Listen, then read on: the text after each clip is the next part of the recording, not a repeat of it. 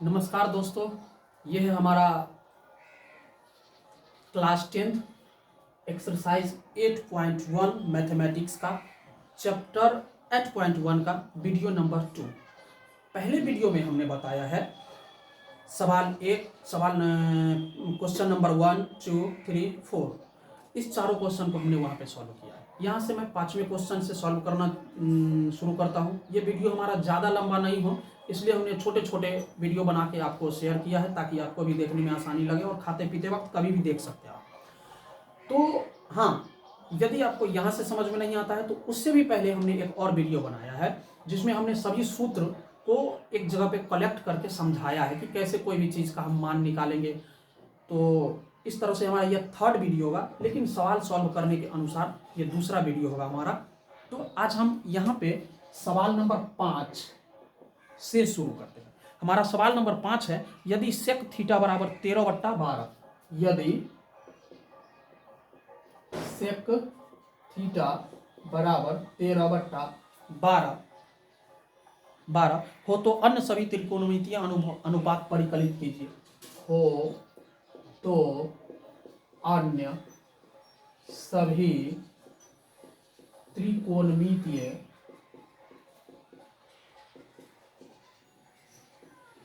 अनुपात परिकलित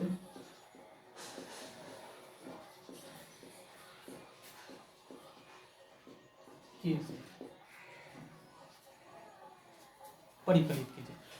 देखिए, यानी कि अन्य सभी त्रिकोणमितीय अनुपात का अर्थ होता है कि यहाँ पे सेक का मान दिया हुआ है, सेक थीटा इक्वल टू 13/12। तो यहाँ पे कह रहा है साइन का भी निकालिए, कॉस का भी निकालिए, कॉसेक का भी निकालिए, टेन का भी निकालिए, कॉट का भी निकालिए। कुल त्रिकोणमितीय अनुपात 6 होते हैं, जिसमें से सेक दिया हुआ है। हमने पिछले वीडियो में बताया था यदि एक चीज सेक थीटा इक्वल टू 13/12 है तो सेक थीटा का सूत्र हम याद करेंगे। ये होता है ऊपर h नीचे b, यानी कि h/p या h/b। इसको आप कह सकते हैं कर्ण बट्टा ये आधार होता है। किसी भी त्रिभुज में जो समकोण त्रिभुज होगा उसमें कर्ण आधार होगा और एक लंब होगा। तो हमें सबसे पहले तीनों निकालना है। यहाँ पे h है, b है, p नहीं दिया हुआ है। p का सूत्र होता है, सबसे पहले हम देखेंगे पाइथागोरस प्रमेय से h है, b है, p equal to √h² minus p²। h आप समझ सकते हैं आपके पास 13 है तो 13 का स्क्वायर माइनस b आप समझ सकते हैं 12 का स्क्वायर। पिछले वीडियो में यहाँ पे बना हुआ था कुछ ट्रिपलेट्स, उसको आप देख सकते हैं। यहाँ 13 का स्क्वायर होता है 169 minus 144 equal to √25 equal to 5। यानी कि हमारे पास p हो गया अभी 5, b है 12, h है 13। इस तरह से हम इसको एक बॉक्स में बंद कर लेंगे ताकि हमको ज़्यादा घूमना नहीं पड़े और आसानी से निकल जाए। इसमें हमें कहता है सभी त्रिकोणमितीय अनुपात निकालें। देखिए, किसी भी चीज़ को निकालने से पहले आपको p, b और h ये तीनों मालूम होना चाहिए। ये है लंब, ये है आधार और h का मतलब कर्ण होता है, और वही पाइथागोरस प्रमेय से निकालते हैं। यदि आप चाहे तो चित्र बना सकते हैं, इसका जो फिगर होगा त्रिभुज का, लेकिन इसमें बनाना कोई जरूरी नहीं है। अन्य त्रिकोणमितीय अनुपात में हम देखते हैं पहले साइन थीटा का सूत्र होता है p/h। p हमारे पास है 5, h है 13। साइन के बाद कॉस थीटा, कॉस यानी b/h, b हमारे पास है 12, h हमारे पास है 13। इसके बाद हम देखेंगे कॉसेक थीटा। हमने पहले वीडियो में इसको समझाया है, यानी कि जो सूत्र जहाँ पे हमने सॉल्व किया था उसमें कि सेक थीटा कॉसेक थीटा हमेशा साइन का उल्टा होता है, यानी कि HB, यहाँ ये PH है तो यहाँ पे h/p हो जाएगा। और इस तरह से h आप यहाँ से ले सकते हैं 13/b है हमारा 12, यहाँ पे p लेना है और p है हमारा 5। यदि आप यहाँ पे नहीं लेते हैं तो साइन को ही उलट के आप 13/5 लिख सकते हैं। यहाँ 5/13 है, यहाँ 13/5 लिख सकते हैं। साइन कॉस कॉस एक सेक है मेरे पास, यहाँ सवाल में ही दिया हुआ। अब हमारे पास बचता है टेन थीटा। टेन थीटा का सूत्र होता है P/B। आपको P पहले से दिया गया है 5 और B पहले से दिया गया है 12। फिर आगे बढ़ते हैं हम कॉट थीटा। कॉट थीटा जब भी आप लिखें तो इसी को उल्टा लें, या सूत्र याद है तो कोई दिक्कत नहीं है। और इस तरह से B है यहाँ पे 12, P है यहाँ पे 5, यानी इसको भी आप उल्टा पुल्टी कर सकते हैं। ये हमारा रहा सवाल नंबर 5। अब हम इसमें आगे हम सॉल्व करते हैं क्वेश्चन नंबर 6। चलिए 6 क्वेश्चन को यहाँ सॉल्व करें। लिखा हुआ है यदि कोण A और कोण B न्यून कोण हो, यदि कोण A और कोण B न्यून कोण हो, न्यून कोण हो, जहां cos A equal to cos B, जहां cos A equal to cos B हो, cos A equal to cos B हो, तो दिखाइए कि कोण A इक्वल टू कोण B। तो दिखाइए कोण A इक्वल टू कोण B। सबसे पहली बात कि यहाँ पे एक त्रिभुज बनाना है जिसका A और B दोनों न्यून कोण है। देखिए कोण के आधार पर त्रिभुज 3 प्रकार के होते हैं। जिस त्रिभुज का एक कोण 90 डिग्री, इसको समकोण कहते हैं। अब क्वेश्चन आता है कि दूसरा कोण 90 डिग्री क्यों नहीं होना चाहिए। इसलिए नहीं होना चाहिए कि त्रिभुज में 3 कोण होते हैं और तीनों कोण में यदि 2 कोण 90 डिग्री का 90-90 हो जाए तो 2 ही कोण मिला के 180 हो जाएगा, जबकि तीनों कोण का योग 180 होना चाहिए। इसलिए जिस त्रिभुज का एक कोण 90 डिग्री हो उसे समकोण कहते हैं। एक होता है न्यून कोण। न्यून कोण किसे कहते हैं? जिस त्रिभुज का तीनों कोण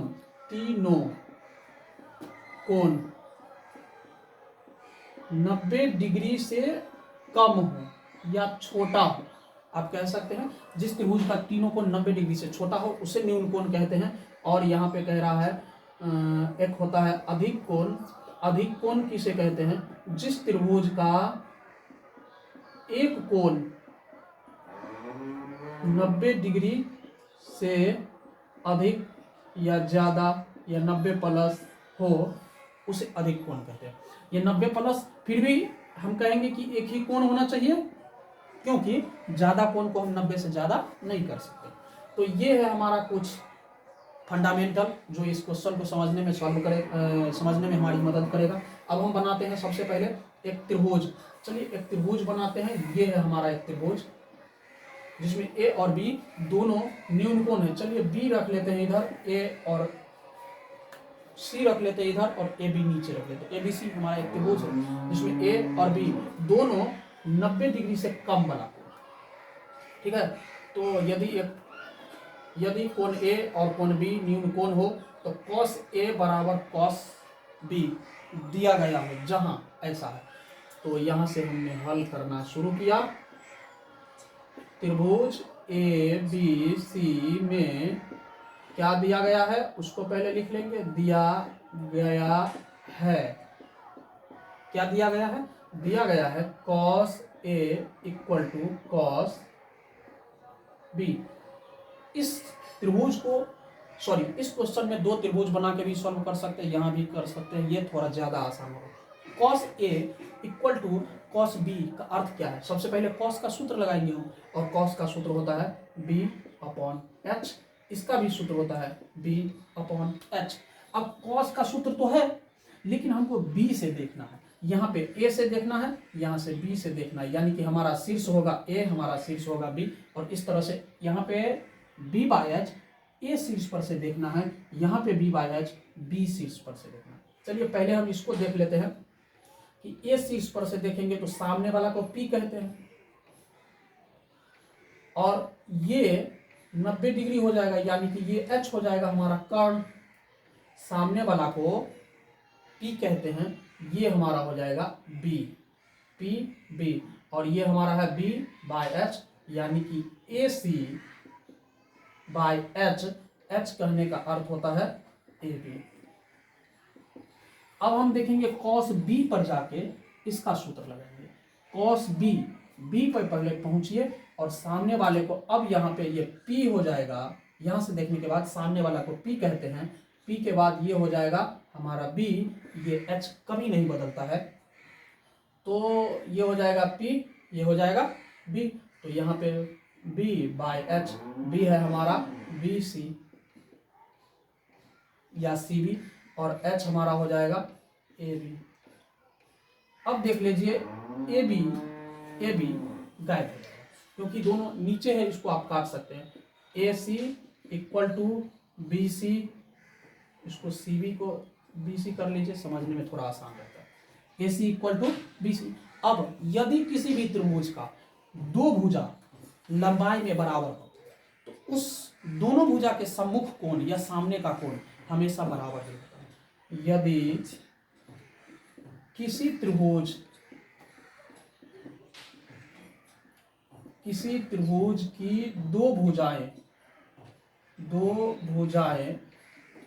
समान लंबाई की हो, समान लंबाई को आप लिख सकते हैं समान माप की हो, तो समान माप की हो तो उस भुजा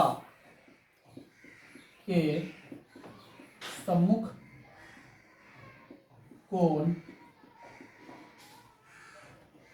समान होते हैं या बराबर होते हैं, समान होते हैं।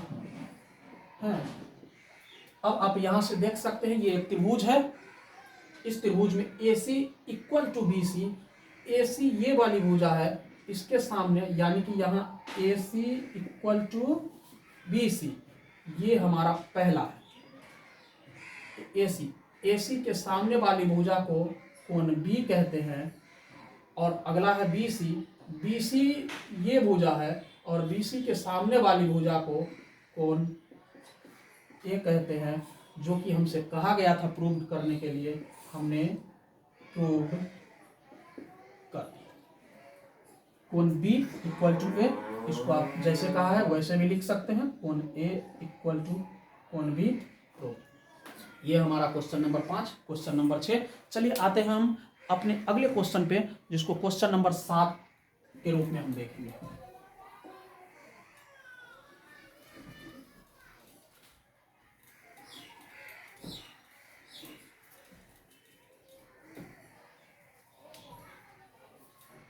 हमारा क्वेश्चन नंबर 7 है, यदि कॉट थीटा बराबर